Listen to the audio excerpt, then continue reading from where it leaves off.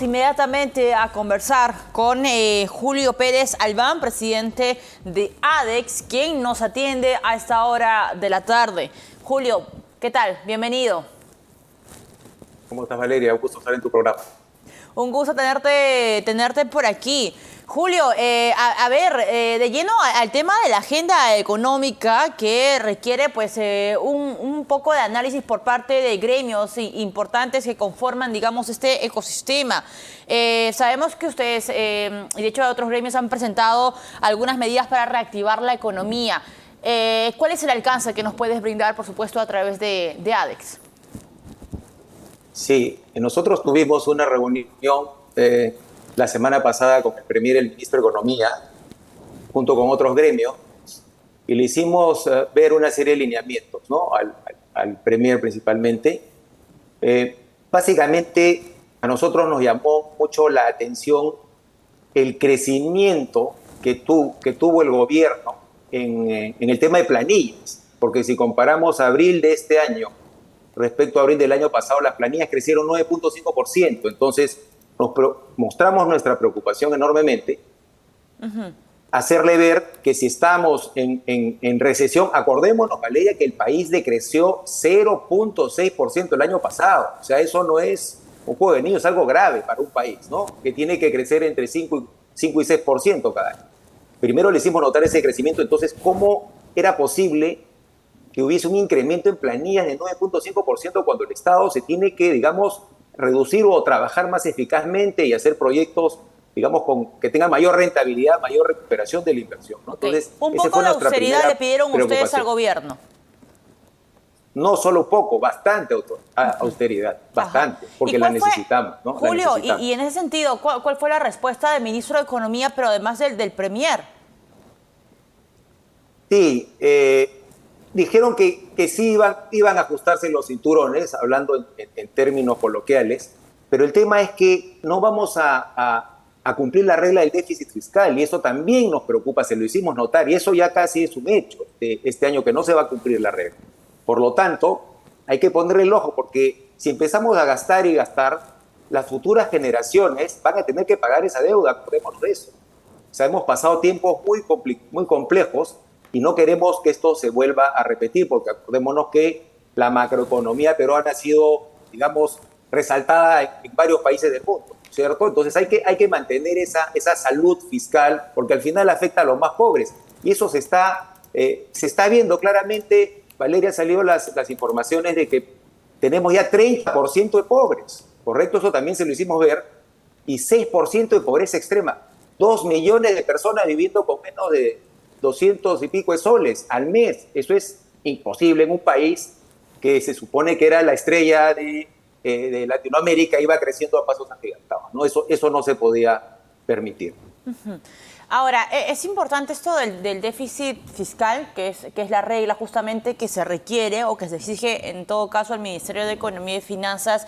Ya el Consejo Fiscal en su momento, y recordarás tú también conmigo, Julio, sacaron un comunicado advirtiendo, jalando las orejas al Congreso de la República, al Ejecutivo, al municipio de Lima, y en ese sentido también iba el presidente del Banco Central de Reserva la semana pasada, Julio Velarde, ¿no? Que es importante también poner un poco de frenos para cuidar justamente esta responsabilidad fiscal que tiene sobre los hombros el Ministerio de Economía. Ya el ministro de Economía, Arista, ha reconocido a inicios de este año que no se iba a cumplir de nuevo con la regla fiscal. Esto, ¿cómo afecta, digamos, al comercio, a las exportaciones, al comercio, digamos, exterior de nuestro país? ¿Hay un impacto directo cuando se incumplen las reglas fiscales, Julio?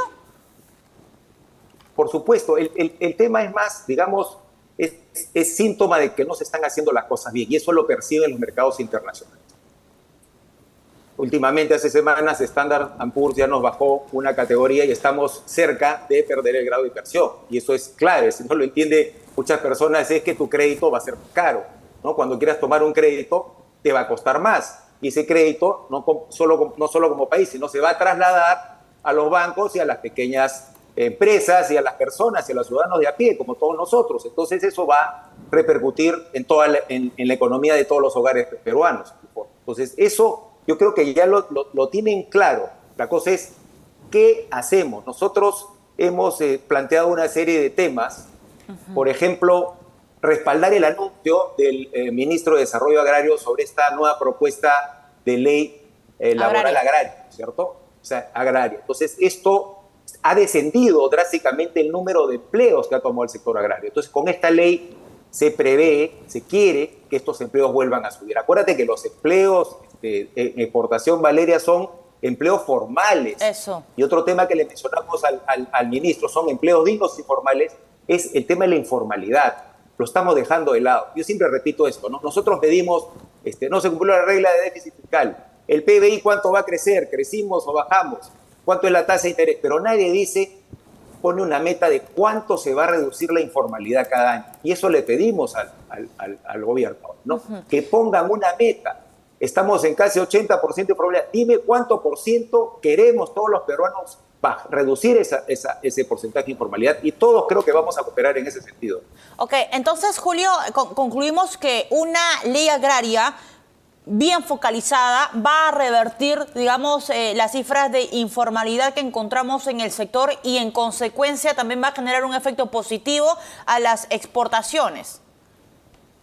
Va a ayudar definitivamente a bajar el tema de la informalidad, y obviamente va a generar más exportaciones, digamos, con nuevos productos, nuevas inversiones. Acuérdate, ¿cómo ha crecido este sector a lo largo del tiempo? Con inversiones, como cualquier negocio. Si uno no invierte en tecnología, en nuevos conocimientos, no avanza y se queda atrás. Entonces, el sector agrario necesita nuevamente ese impulso para poder ser más competitivo y poder proveer al mundo de mayor cantidad de productos. Acuérdate que nuestro mercado no son 34 millones de personas, son 8.000 millones de personas. Hay que aprovechar los acuerdos de libre comercio que tenemos para poder hacer llegar nuestros productos a todo el mundo. Eso de aprovechar los tratados de libre comercio es muy interesante en el marco de que se van asomando ya otros países para concretar, digamos, algunos acuerdos con el Perú, ¿no? Hong Kong, Indonesia. De hecho, vamos a hablar más adelante de ese tema. Julio, pero desde el gremio de exportadores, ¿qué debería tener sí o sí esta nueva ley que se está preparando desde Midagri, que es la nueva ley o un reajuste de la ley agraria? ¿Qué esperarían ustedes? Y no sé si de repente ustedes ya tienen algún alcance de la norma o han podido conversar con Midagri al respecto. Claro, la estamos trabajando. No quisiera adelantar ahorita los puntos, pero lo que sí quiero recalcar, y esto es clave, que esta ley tiene que incluir a los pequeños agricultores, esos agricultores que nos dan de comer a nosotros, porque siempre que se habla de la ley agroindustrial pensamos en las grandes empresas agroindustriales, pero ahora nosotros necesitamos incluir a estos pequeños agricultores a los cuales hay que capacitar, dotar de tecnología, dotar de conocimiento para que también aumenten su productividad y ganen más dinero, obviamente, ¿no es cierto? Entonces, en ese sentido, esa ley apunta a eso, ¿no? A eso principalmente. Otro tema, Valeria, que quiero, perdóname, es sí. Hay una ley 31969 que impulsa la competitividad y el empleo en el sector textil, la cual falta su reglamentación. El sector textil y confecciones en el Perú es un sector muy importante porque hemos visto cómo ha crecido la pobreza en zonas urbanas, que antes no se veía eso. Entonces, el sector textil le da empleo a los jóvenes que viven en el sector urbano. Entonces, es importantísimo. Nosotros tenemos empresas muy grandes, muy importantes, que se han visto mermadas en su capacidad de producción porque no están siendo tan competitivas. Entonces, necesitamos esta reglamentación para volver a lo que era antes y crecer más, ¿no? Porque tenemos economías que compiten mucho con nosotros en nuestro principal mercado, como India, Turquía, Vietnam. O sea, claro, son países que sí dan facilidades a sus industrias y a nosotros nos falta eso, ¿no? Entonces, esta ley ya fue promulgada, pero falta su reglamentación que está en manos del Congreso. Ajá, bueno, ahí también el Congreso hay otros temas en agenda que es importante que en vez de estar distraídos en otras cosas se pongan a trabajar en asuntos que claramente son cruciales y van a generar un giro de timón a ciertos sectores económicos. Julio, el tema, por ejemplo, del puerto de Chancay está generando muchísima expectativa. ¿Ustedes tienen la data de si esta construcción, que ya entra en inauguración a fines de este año, ha generado la apertura o el inicio, digamos, de otras empresas exportadoras a nivel nacional? Sí, el puerto de Chancay, bien que lo mencionas, es un tema muy importante que también se lo mencionamos al Premier y mencionamos nuestra gran preocupación porque sabes que la empresa Cosco, ¿no?, que es la empresa mayoritaria accionista del puerto de Chancay, ha mandado una carta al gobierno peruano, ¿correcto? Y esta carta no ha sido contestada, no ha sido respondida. Entonces necesitamos que esta carta sea respondida. Le preguntamos al Premier cuándo pensaban responder la carta, no nos dijo cuándo, pero es importante porque acá hay que respetar, Valeria, la institucionalidad, ¿cierto? O sea, si este puerto fue concebido bajo un esquema primario y no fue comunicado bien a los inversionistas y ahora queremos cambiar las cosas, esto no suena bien, no se ve bien. Por eso nos han enviado esa carta. Al final el Perú no quiere una demanda de miles de millones que vamos a terminar pagando tú y yo y todos los otros peruanos. Eso no se quiere. Julio, a ver, esta carta que claramente lo supimos hace días, en su momento también se le consultó al ministro Ariza cuando estuvo en cabina, aquí hace algunas semanas. Él esperaba que, que la empresa pueda analizar bien, pensar bien, ¿no?, sobre este documento, ¿no?, sobre esta intención de ir a un arbitraje. A eso me refiero. Ustedes le preguntaron al Premier Adrián Sen sobre si van a responder o no esta carta enviada por Cosco. Entiendo que esa fue la pregunta. No, que tienen que responder, tienen que responder. Lo que nosotros le preguntamos es cuándo van a responder, que debería ser ya.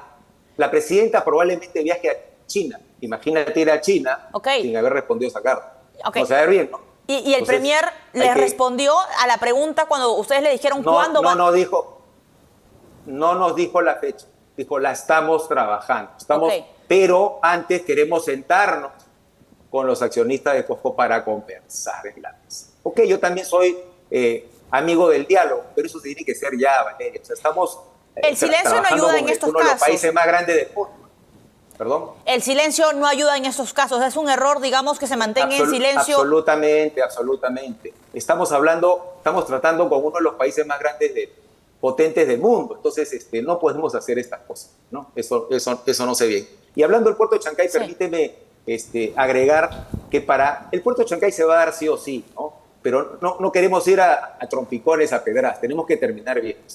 Pero para que se desarrolle en su máximo potencial, que se desarrolle todo el potencial, necesitamos las zonas económicas especiales, la ley de zonas económicas especiales y la ley de cabotaje.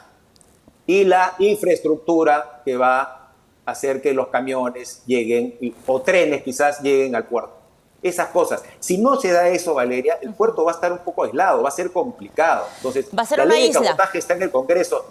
Claro. La ley de cabotaje está para aprobarse en el Congreso y la ley de zonas económicas especiales se viene trabajando con el CETUR y otros ministerios y también el Congreso. Entonces hay que ahí acelerar el paso para que estas dos leyes se aprueben y realmente Chancay, pues, junto con los temas de infraestructura, para que Chancay realmente sea lo que todos esperamos.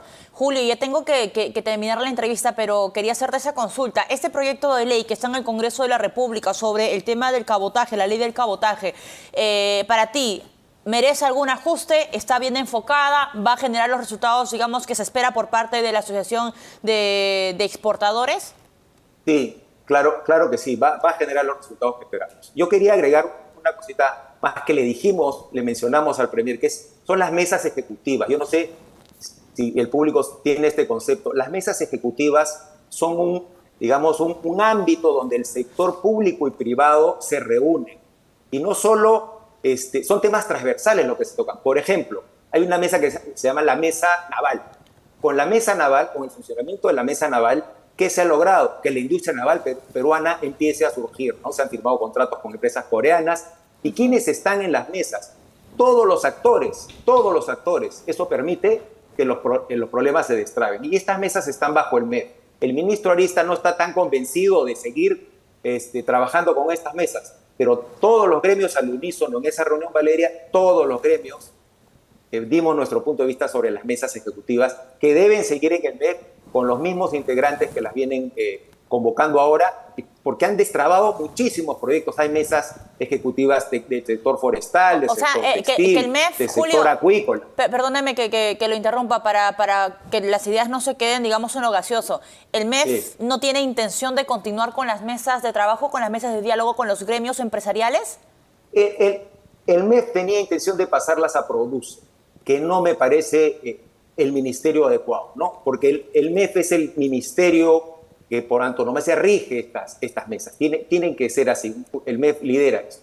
Ajá. El ministro no está tan convencido de su efectividad, pero los gremios, que somos el sector privado, que damos la mayor cantidad de trabajo en este país, decimos que sí. Entonces, él, ¿cómo nos puede decir que no está tan convencido si nosotros decimos que sí? Porque sí nos han ayudado a destrabar los temas. Ustedes, en este caso, Julio, como presidente de ADEX, que es un gremio muy importante a nivel nacional, ¿sienten el apoyo que el MEF los está escuchando y está en línea, digamos, con las demandas que como gremio están requiriendo del Ejecutivo?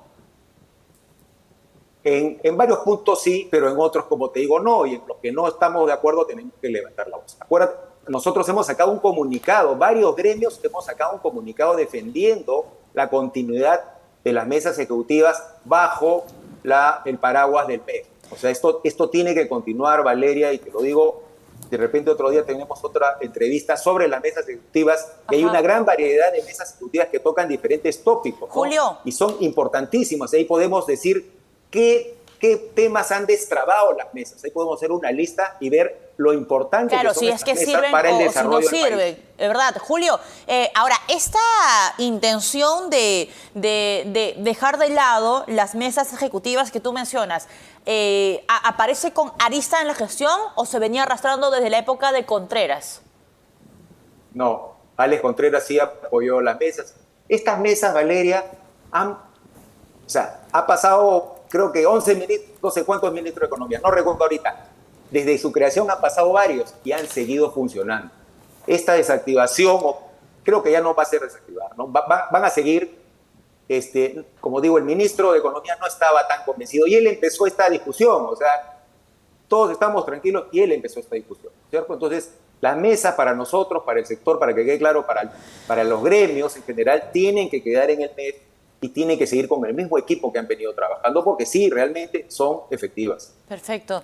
Julio, bueno, conversemos justamente también de la importancia de las mesas ejecutivas, que en algún momento aquí en Economía para Todos también lo hemos tocado, ¿no? Y ya está esta advertencia puesta sobre la mesa por parte de la Asociación de Exportadores. Julio, te agradezco que nos hayas acompañado esta tarde en esta entrevista. Julio Pérez Albán, presidente de ADEX, estuvo con nosotros, señores.